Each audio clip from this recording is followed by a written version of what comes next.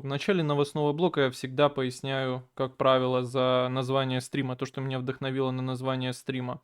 Но я долго думал, но само собой пришло в голову, название стрима звучит как Маск исполнил сильный жест в поддержку Украины, совершил сильный жест в поддержку Украины. Илон Маск совершил сильный жест в поддержку Украины. Ну, спасибо ему за это.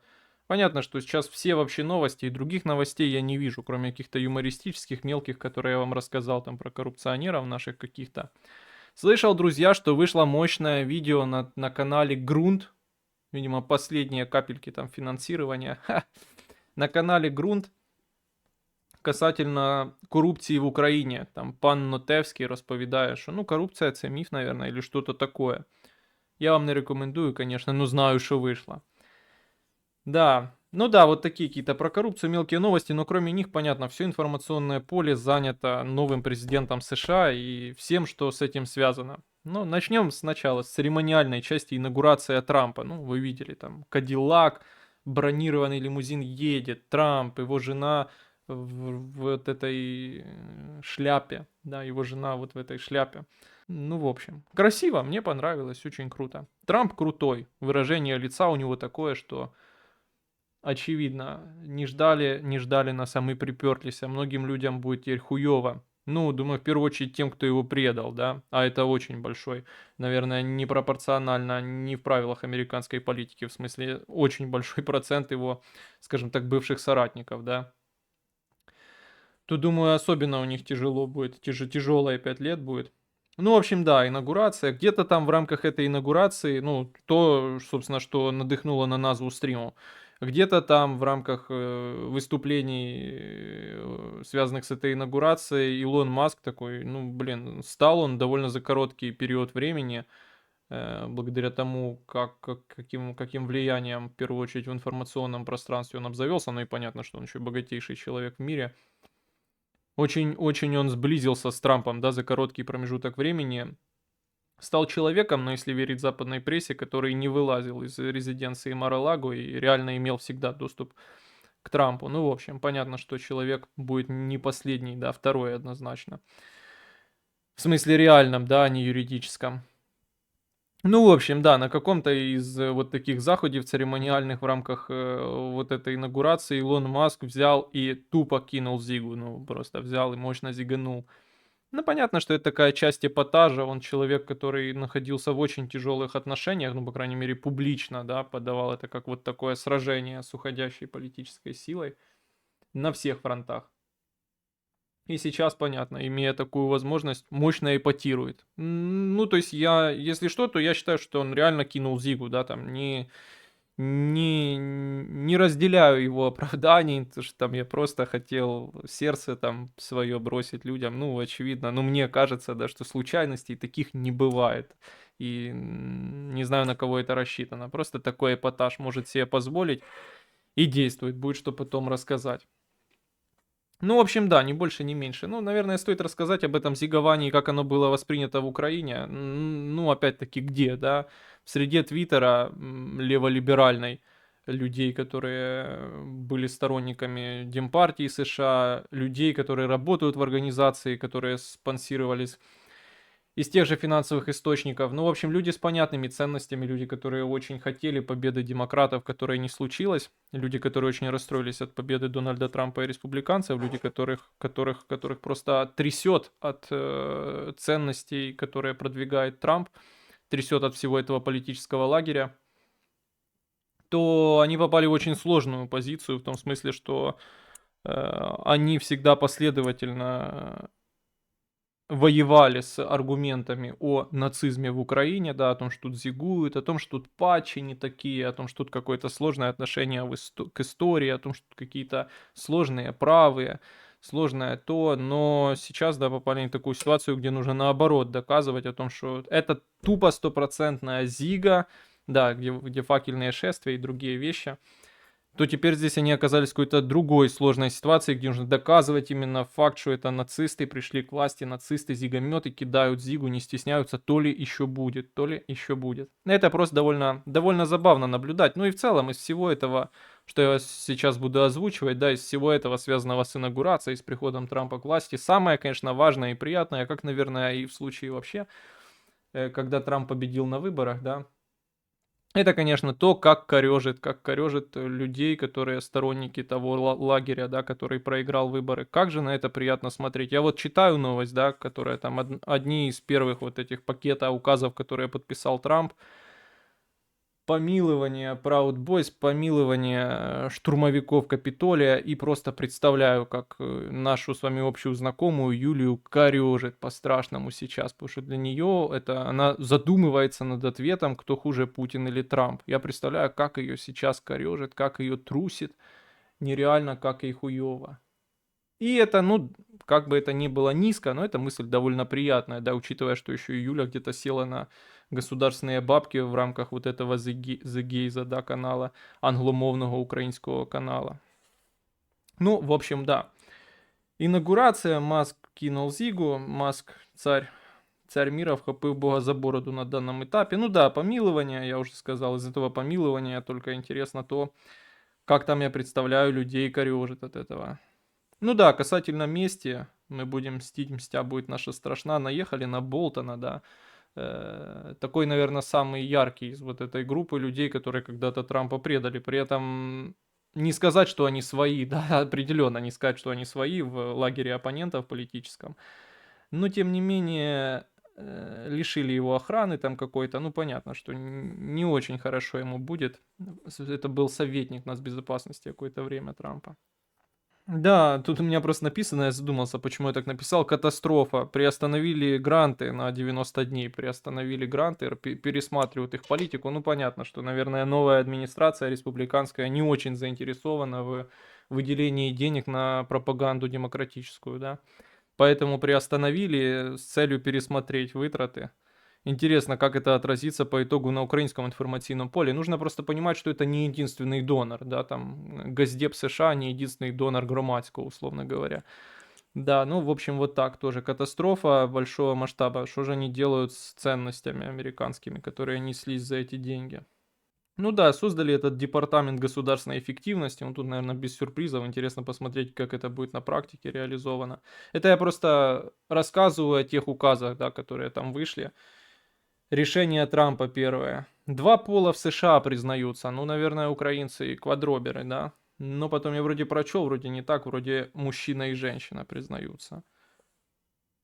Да, ну, выходы, обещанные Трампом, давно анонсируемые, давно обсуждаемые. Начало процесса выхода США из Всемирной организации здравоохранения, из Парижского соглашения о климате, да, там приусы где-то мы по этой линии квотов получали.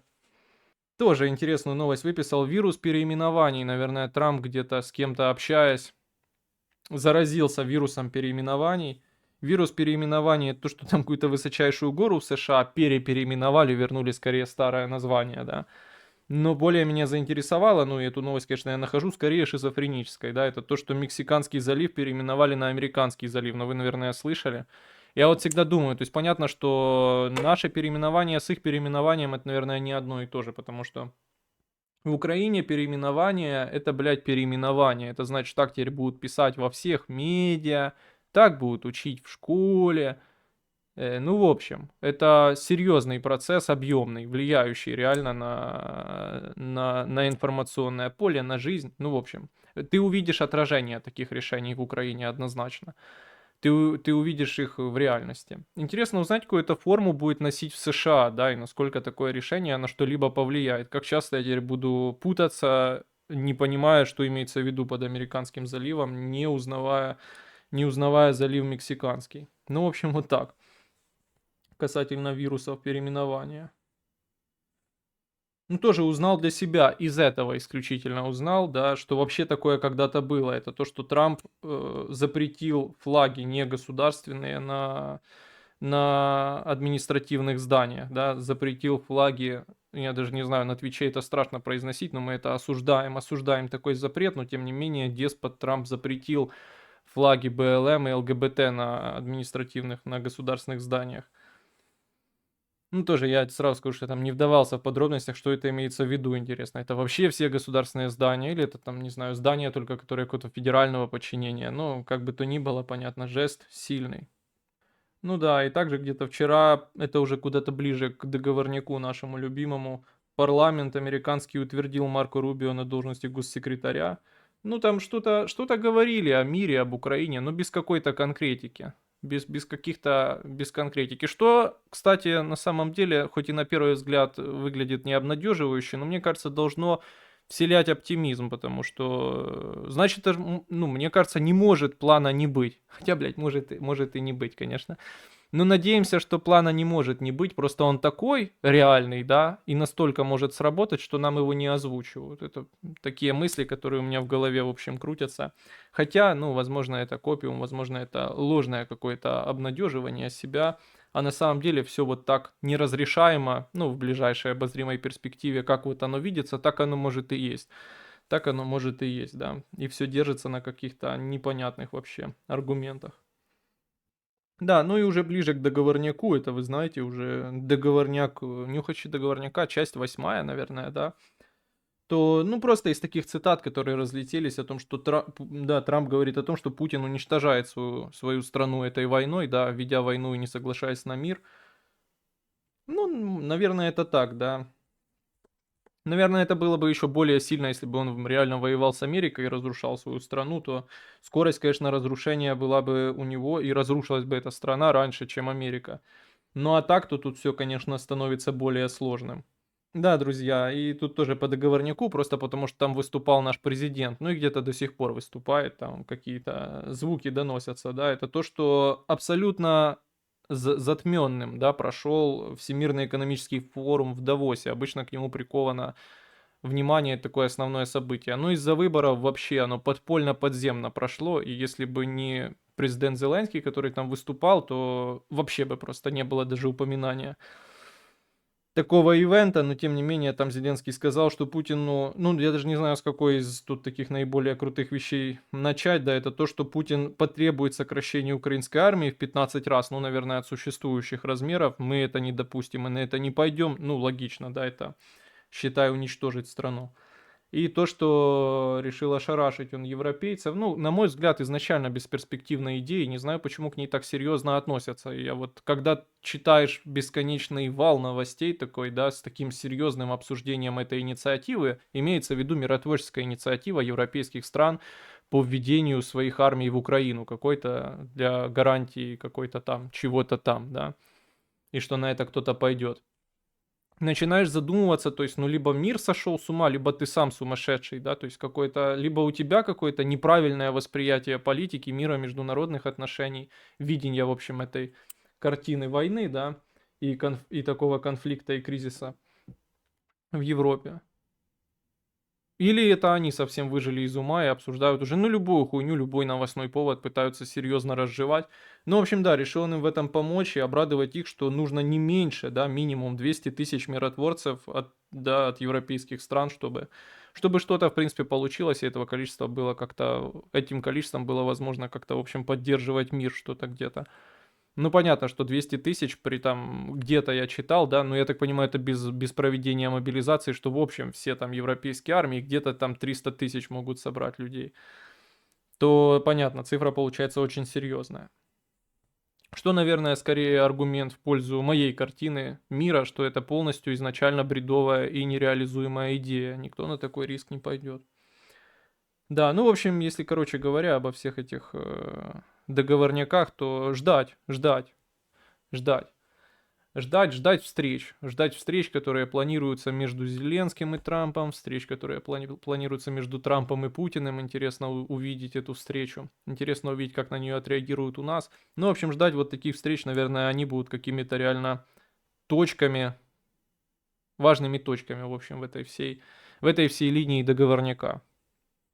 Ну, в общем, вот так. Одна новость у меня по войне выписана, это то, что, ну, я посчитал эту новость интересным, что дроны долетели аж не до расположений РВСН в Оренбургской области. Долетают они туда второй раз, но вроде вот первый именно конкретно вроде как были целью именно какие-то части там РВСН, да. Ну, в общем.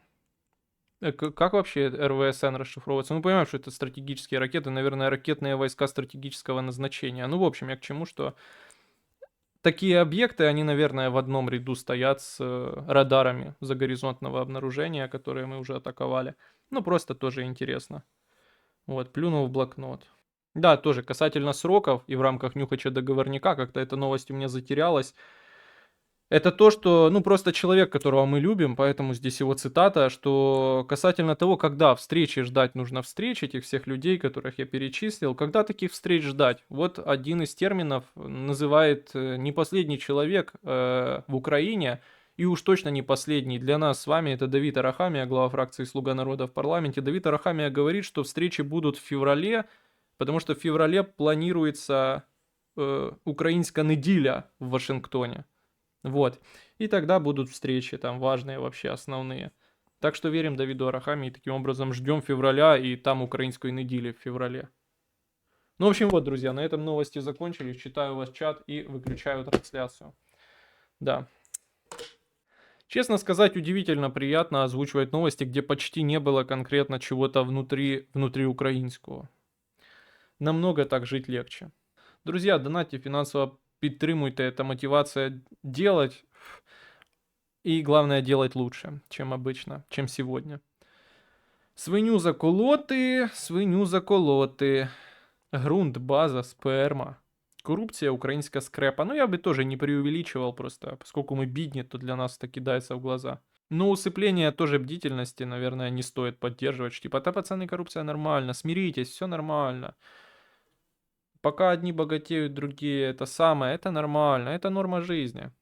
Не надо смотреть на эту справедливость. Надо смотреть на справедливость сосед твой, да, вот он же тоже несчастный, и ты будь несчастным, а не то, что там дети депутатов.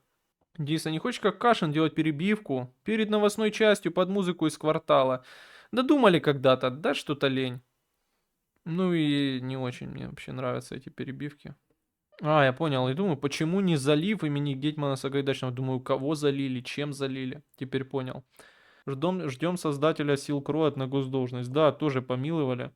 Но я, честно сказать, не вдавался в аргументы, почему. Наверное, чтобы он мог проинвестировать в Stargate, вот этот искусственный интеллект. Наверное, для этого выпустили. Ну, в общем, вот такие мои мысли.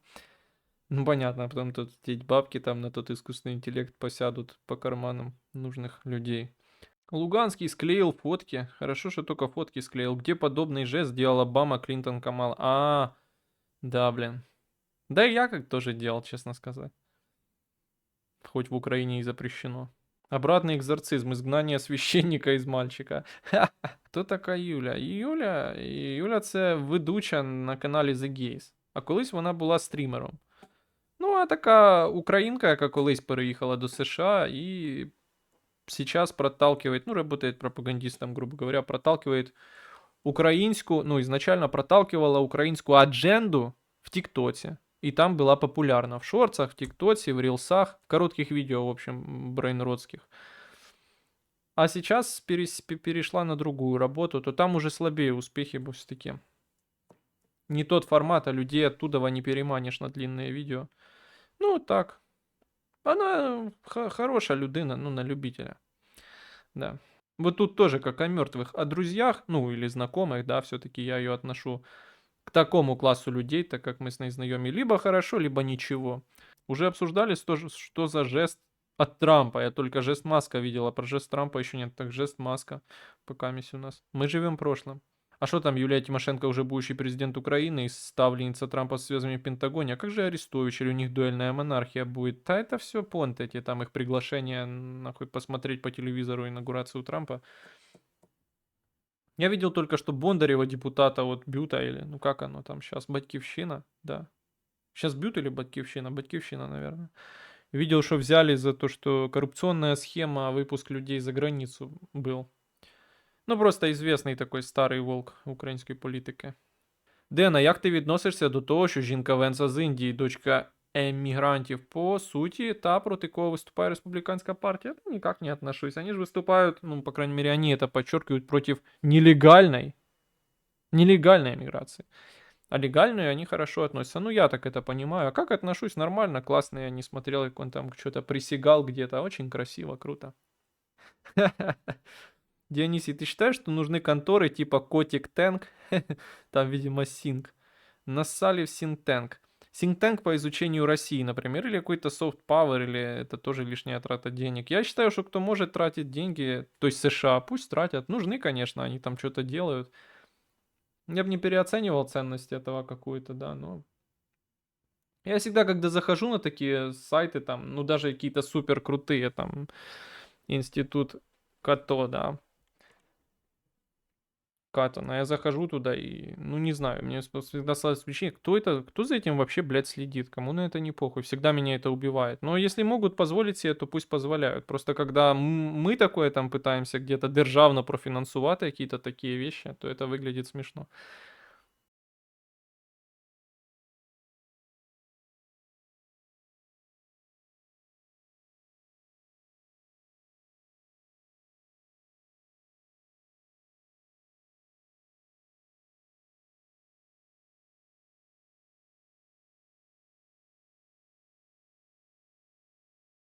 Прям видно дрова, нахуй, пиздец.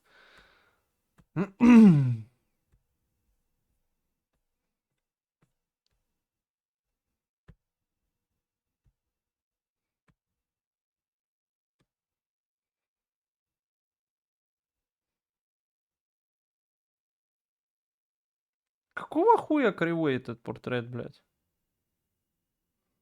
Не понял. А чё он, блядь?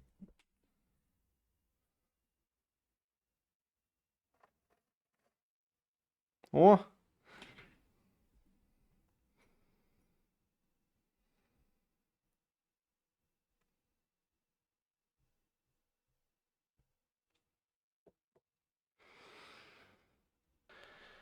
С Нового года время от времени покуриваю. Покуриваю не табак. Курим не табак. После этого иногда мысли о сигаретах отвращают конкретно. Да, о сигаретах хлам полный, тут нехуй думать. Особенно вот такие бюджетные, это прям, блядь, мусор ебаний. Совершенний. Народився практично в один день з Зеленським. Неприємний факт. Неприємний факт. Народився практично в один день з... Ні, ну як-то народився практично в один день. Ты либо в один день с ним народився, либо в разные. Я не знаю, как это, типа на полшишки почти в один день. Практически в один день. Бросай табак, да, была вот такая группа, пела такую песню, а группа была Буерак, да, по-моему. Ну, это понял, 1000 лет назад было, бля. О, здравствуйте, прикормка Трампом, конечно, хороша, хороша, хороша. Не так хороша, как люди, которые постоянно требуют, чтобы им объяснили, как сделать перевод на Binance. Как же они заебали, я уже их устал удалять, нахуй. Блять, а воняют как они, пиздец, будто бы зажгли солому. Денис, а де жив в Києві? Який райончик? Я не жив в Києві, ніколи в жизни. Ну, может, только десь там пьяный ночував у когось. Где покупаешь одежду? В смысле секонд, шафа, OLX или БУ это не твое? БУ это мое, я же бомжара полная, круглая. Но, честно сказать, не я покупаю, Жинка покупает. Но когда я был студентом, то сам ходил по секонд-хендам, что-то там находил, пиджаки какие-то. В Киеве есть крупный секонд-хенд, ну, очень крупный. Рынок на Лесной. То я туда ездил. А сейчас Жинка покупает на шафе. Ну, там, где найдет, на шафе обычно. Вот мне немного непонятно. Ой, блядь, слушай, ты пытаешься разобраться в мыслях душевнобольных людей. В мыслях вообще людей разобраться сложно. А если они шизофреники, мне кажется, это невозможно. Я понимаю, кто-то, я в чате видел твое сообщение, но тем не менее. Вот мне немного непонятна позиция Deep State Map. У них на карте Калининградская область, часть республики Калерия, блядь. Ну ты понял, короче, да, Карелия и Ленинградской области показаны как оккупированные Россией. Совок оккупировал 70 лет назад, хотя республика Тыва не указана как оккупированная. По той же логике можно и Закарпатье. Да, я тоже об этом говорил, что и Закарпатье, и Буковина, и все такое, в принципе, тоже оккупированы Советским Союзом территории, да. Забей, забей, чувак. Люди, отравленные таким, ну, вирусом, да, национализма, они не могут мыслить адекватно. То есть, ну, в их логике все правильно. Это наше, а то их. Они должны отдать, мы нет. Ну, типа, вот и все. Искать там смысл какой-то, блядь, это забейте. Лучше в дипстейте ценить другое, что они быстро пишут, какие территории заняли, какие слили, потеряли. Ну, вот и все качество, типа. Остальное оценивать нема сенсу. Чего заслуживает одна оценка того, что там в Будапеште клоун сидит, ебать, да. Может, скоро и на Твиче можно будет говорить разные слова запрещенные. Заживем. Да, а потом, когда выберут другого президента, всех тех, кто что-то говорил, забанят нахуй, да.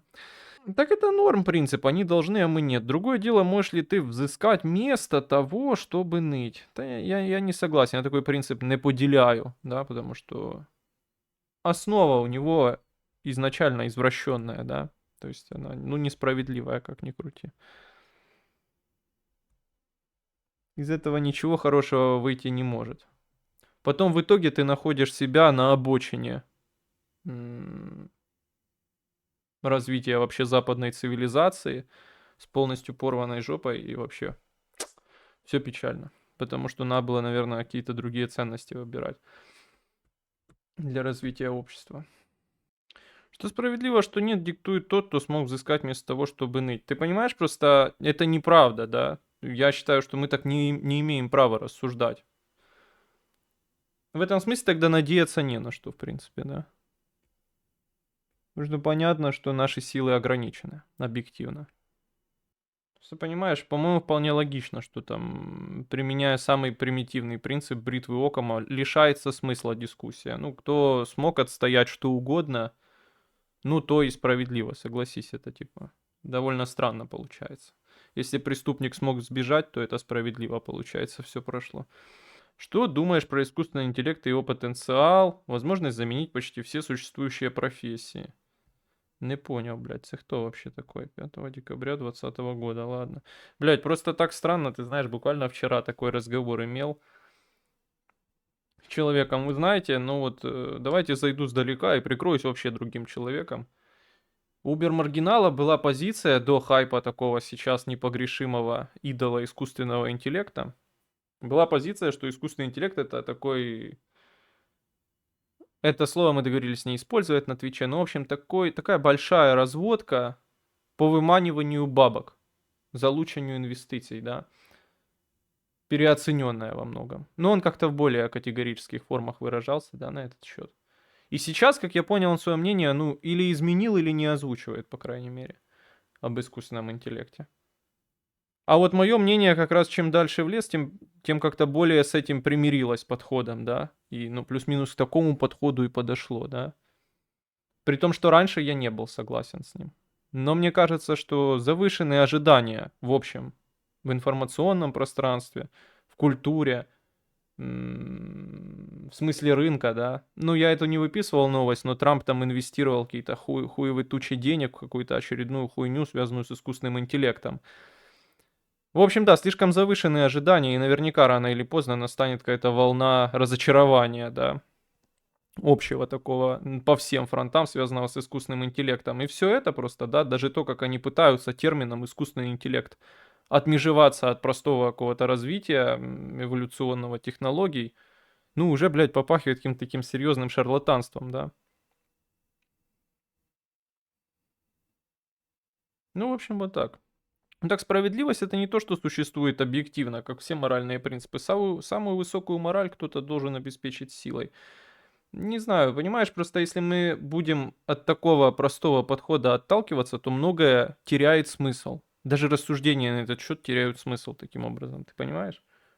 Просто это связано логически с их аргументацией, да, но если мы конкретно этот случай будем разбирать, а не какие-то абстрактные, да.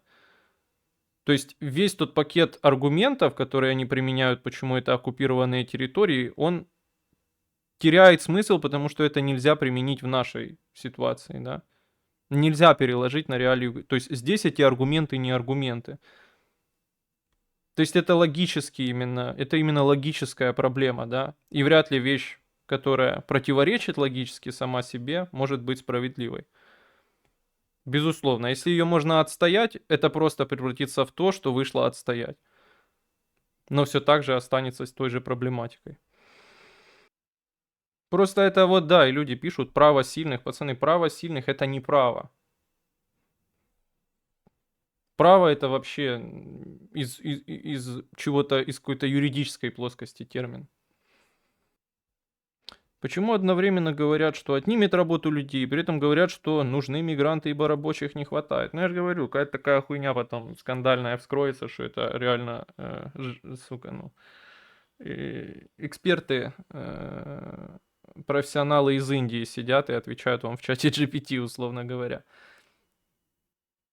То, что кто-то потеряет работу, ну да, кто-то потеряет работу.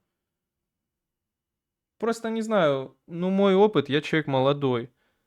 Но вот с детства в интернетах, как они у нас появились здесь, в таком широком смысле, да. Ну, не знаю, мне кажется, я много каких уже процессов наблюдал. То, что вот мне приходит на ум, ту аналогию я вчера вспоминал, это к искусственному интеллекту возвращаясь. Вы помните, когда-то одно время вот пиздец, да, помню, мне батя говорит, где-то по телевизору увидел, говорит, представляешь, можно дома любую хуйню сделать. Изобрели 3D принтер. Ты можешь дома что угодно сделать. По сути, блядь, 3D принтер это сраный станок. Причем, ну, не самый качественный, делающий вот такие каловые вещи. Ну да, технологии позволили сделать его, бля, компактным, да. Но в целом, подавать это как, блядь, такой скачок технологический какой-то ебейший, да. Я понимаю, что оно чем есть, тем есть уже, да, вот на хайпе дохуища этих принтеров. Но в целом, ну ничего особенного такого в нем нет. Но подавалось это так, даже само описание его, да, 3D именно принтер, то есть оно такое широкое и звучит, ну, круто, но на деле это не так круто, как есть на самом деле, да. Это какая-то похожая вещь. Почему никто не понимает, что Маск плохой, не садит его в тюрьму за нацизм, блин, потому что он самый богатый человек в мире. Они потеряют смысл, когда тот, кто держит порядок, его потеряет. Тогда смысл обретает вопрос того, как найти еду так, чтобы не потерять одежду по дороге. Ну, не знаю, кто кого держит и какой порядок. Ты со Скабром стримить собираешься? Да я... А что я могу сделать для этого? И собирается ли он стримить?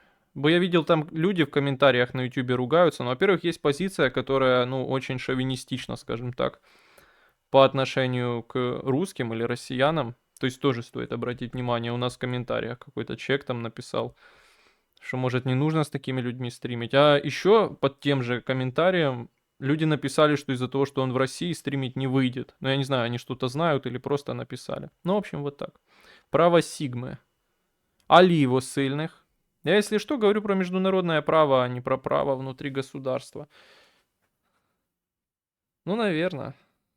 Международное право это тоже понятие растяжимое. Это какое из них и по отношению к кому, да. Просто я, честно говоря, вообще не знаю, как просто это все право международное и так далее, да, соотносится с вот этим вопросом, да. Есть вот этот Deep State, и у него есть такой взгляд на историю, ни больше, ни меньше. И, ну, наша оценка, насколько это справедливо или нет. Я не пойму, что Хиллус пишет реально. Трамп сусил. И не хочу, вы просто, я хотел только, ну, не хочу реально, вчера сильно устал, пока это все рассказывал человеку, просто так разговор сложился. Я просто хочу подытожить короткой фразой, что я даже не то, что скептик искусственного интеллекта, да, ну, я, нужно еще сказать, не даже техническим образованием не обладаю, просто как это мне выглядит, ну, не как какая-то революция, а просто удачное стечение обстоятельств, удачная маркетинговая кампания, ну и вроде как вполне такой логичный эволюционный какой-то, эволюционное развитие технологий, да. Но я просто хочу сказать, что я не скептик этой концепции, а скорее просто не разделяю оптимизм такой. И их тратить некуда. Денис боится, что искусственный интеллект заменит политолога. Вот это я как раз не боюсь. Уверен, что не заменит. Но вообще фаново, это типа, знаешь, было бы это что-то, что имело смысл заменять, да? И то есть, скажем так, была бы это какая-то работа, мог бы заменить, да? Вообще фаново иногда заглядывать в украинские сабы на Reddit. Ну да, могу представить. Что-то там свой отдельный мирок. Перемога на перемоге. РФ осталось еще пара месяцев. Ну так это факты и все. Никаких переговоров, только граница 91 года. Ну я не знаю, я вообще слабо представляю портрет украинца на Reddit. Ну то есть реально не представляю. Я никого такого не знаю. И вот ну портрет реально представляю слабо. То есть это человек, который давно уебал за границу и там за наших болеет. Или хуй его знает. Русские вообще не люди. А кто-то, это мы, кстати, засуджуем на Твиче, а что-то на уровне... Ой, ну ладно, короче. Ні, там реальна революція в підході та розвитку шиї. Тому ти просто гуманітарій несеш. Да-да-да, мужики, революция. Побольше бабок нужно собрать, чтобы революцию приблизить та на этот интернационал искусственного интеллекта ни много ни мало. Трамп или Славик Балаган? Славик Балаган, ебать, вот бедный этот Потап. Так его травят, он думал, наверное, сейчас выпустит эту хуйню свою, Славик Балаган, и о нем все забудут. А все только сильнее вспомнили. Ну, так бывает.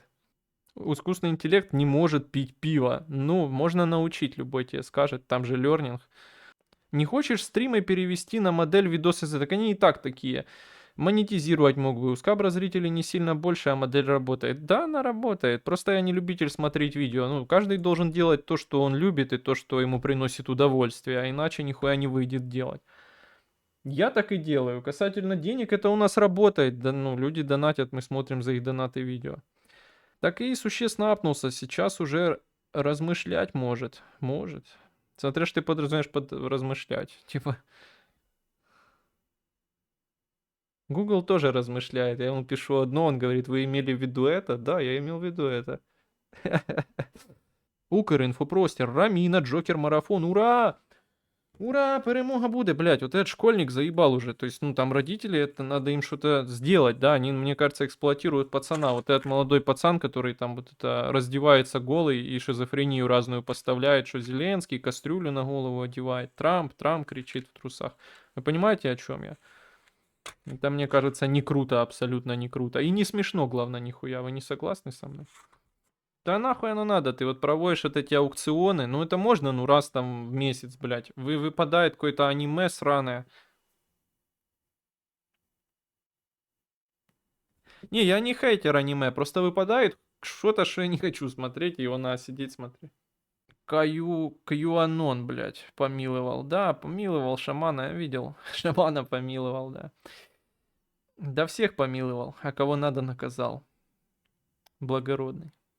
Стал решать намного более логически сложные вопросы. Ну, пацаны, я согласен, я не лезу в техническую там составляющую, какие там, блядь, техпроцессы, какие там эти, блядь, алгоритмы.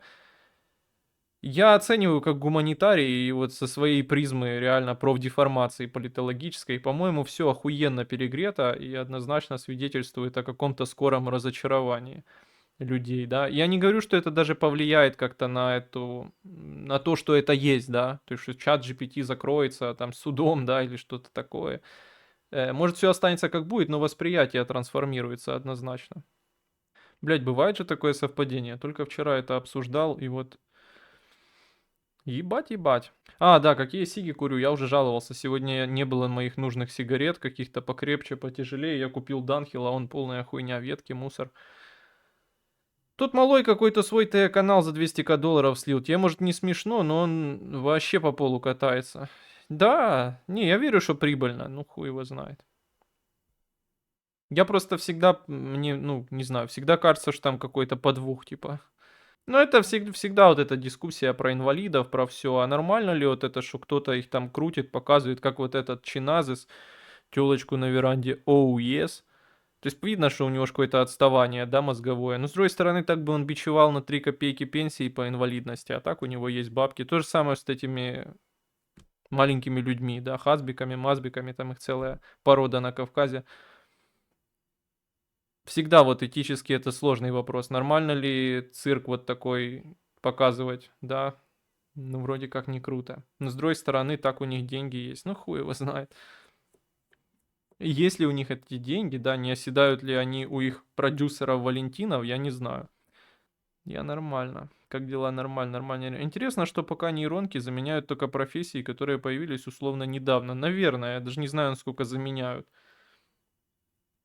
То есть, мне кажется, просто опять-таки здесь довольно естественные законы работают, что, ну вот опять, тот человек, с которым я спорил, он мне рассказывал, что какие-то бренды делают лукбуки с помощью нейросетей, и типа вначале была полная кринж жопа, а сейчас уже вполне выглядит так, что простой человек глазом не отличит, да, там, если не будет всматриваться. Ну, и, не знаю, по-моему, вполне естественно, что девальвируется просто это все по итогу, да, и все равно ценность человеческого труда, я не знаю, кто там как от этого потеряет рабочие места, но возможно вырастет, да, то есть порода на Кавказе, ну а как сказать? А какие люди в Индии бывают или Пакистане, то вообще словами не передать. Там экология просто сильная. Заменяют в смысле, что ускоряют работу, что идет к сокращению штата сотрудников, типа для одной задачи тупо надо меньше людей. Да, наверное, так и есть, но, блин, мир много же знал таких переходов, правда? Привет, Гатан Оранжи, как там дела? Как вы восприняли смену президента в своей стране? Как там ваш Сан-Хосе? Через 20 лет рабочие из Бангладеша будут через цифровую связь делать операции на мозжечка. Да, может такое быть вполне, это я представляю про рабочих из Бангладеш. Главное, чтобы у них интернет не лагал. А я казав, що Маск вмазаний був. І я казав, по-моему, не. Так я не... Ну, я думаю, он всегда вмазанный. Так я не понял, Этерса с Кабром планируется или просто псёб? Да я откуда знаю, пацаны. Жизнь, она как карта ляжет, да? По ИИшке, по военке норм проявится, остальное просто подкорректируем. То есть, да, но это революция нереальная, да. Представьте, что-то может выбирать само цель автономно. Ну, это уже искусственный интеллект. Это почти что человек.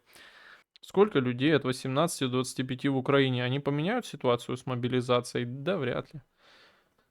Просто, наверное же, это будет в пакете с чем-то. Наверное, это будет в пакете с усилением уже действующей мобилизации.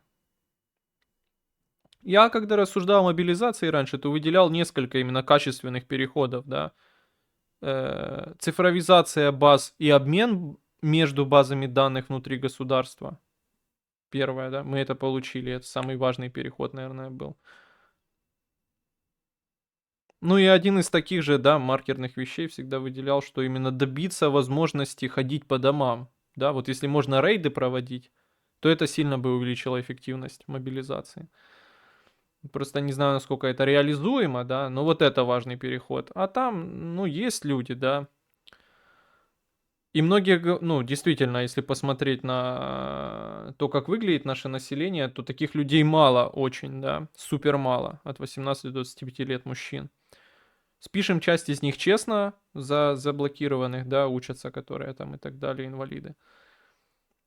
Но в то же время они недооценивают, что эта группа от 18 до 25 лет что? Финансово слабо защищена, да, это важный аспект, который делает их более уязвимым перед мобилизацией. И Б тупая зачастую, ну, то есть это дети еще вчерашние. Ну вот, и это тоже стоит учитывать, скажем так, когда мы оцениваем того, как это пополнит армию. Спасибо, что ты хотя бы в Телеграме скинул. Ну, в смысле, что не Facebook, например. Я не люблю Facebook и Петра.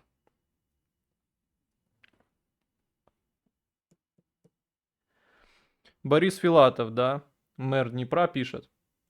Про культуру отмены и полезных идиотов. Для меня всегда было поразительным, как одни и те же люди, вроде как умные, образованные, интеллигентные и патриотичные, могут страдать раздвоением сознания. Например, радоваться тому факту, что в Днепре принудительно переименовали улицу 152-й стрелковой дивизии, освобождавшей город от нацистов. И тут же обсуждать Дональда... Ну да, это, в принципе, то, что мы хотели обсудить. Тут же обсуждать Дональда Трампа, что он заявил в соцсетях, что Россия помогла нам, США, победить во Второй мировой войне, потеряв 60 миллионов жизней. Но я таких обсуждений еще не видел, но я представляю среднее мнение там в украинском твиттере, что там не одна Россия была. Но при этом мы отказались от советского наследия, то тут все честно, по-моему. Алло, у вас все вольты в колоде, пишет Борис Филатов. Подарите стране-агрессору еще 80-летие победы цивилизованных наций над нацизмом, а потом горько рыдайте над тем фактом, как мы сами себя канцелировали в мировой истории. Ну да, так и есть, да. Ну что ты здесь, если они идиоты? Тут нихуя не предпримешь. Если, ну, типа, да. Бідні бо дурні, дурні бо бідні. Ну, вы знаете, есть новость, которую не вы это самое, блядь.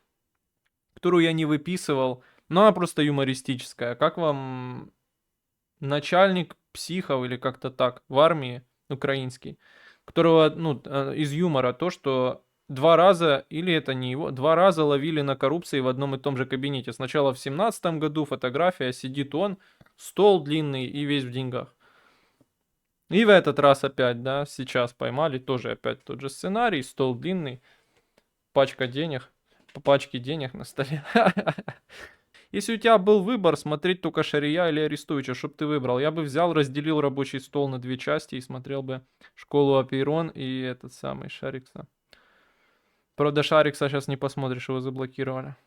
Вот у меня есть друзья из села, я сам городской. В принципе, у нас общие интересы, общий вайб. Но одна разница существенная. Они легко могут убить животное. Свинью, курицу. Разница охуенно большая, чувак, между убийством свиньи и курицы. Это как разница между убийством комара и человека. Для меня крайне дико, а для них тупо часть жизни. Ну, так бывает, да. Я тоже никогда не убивал до качки этой. Но видел, как убивают тоже. Хоть и не жил в селе, но видел, как убивают тут кролей. Их особенно жалко. Ну, я не знаю, я не могу, наверное, все подробности, как там дед молотком хуярит кроликов, рассказывать на Твиче. Ну, в общем, это жестко. Но когда ребенок, то легче все воспринимается. Вот когда ты уже нагружен опытом каким-то в 20 с чем-то лет, то уже все очень тяжело переживается, блядь. Да. Свиню ще треба вміти заколоти. Да-да, там ще й запах. Ну, блядь, свиньи, они вообще... Свиньи это жестко. Свинью б я вбити не зміг, наверное. Так, ладно, короче, похуй на этих свиней. Ёбнув комара, получив депресняк. Може и так будь, конечно. Если себя достаточно нашифровать, правда? Кохана, мы вбиваємо качок. Так, друзі. Да, переходим к новостному блоку. Настала пора прощатись. В общем, друзі, люблю вас, цілую. Був радий вас сьогодні бачити, як завжди. До зустрічі з вами у п'ятницю вже. О, у п'ятницю, развратницу. Там меня будет 5 коллег смотреть. Все остальные будут бухать. В общем, друзья, спасибо большое, что сегодня пришли. Спасибо тем, кто хоть и чуть-чуть, но финансово меня поддержал. Да. В общем, друзья, люблю вас, целую. Да, до зустрічі в п'ятницю. Спасибо большое всем, кто пришел. Спасибо за дискуссию в чате. Спасибо за финансы. Ждите там к часу-двум ночи запись на YouTube, кто ее ждет. Да. Так что все. Всех целую пока, друзья. Целую в плечи и до зустрічі.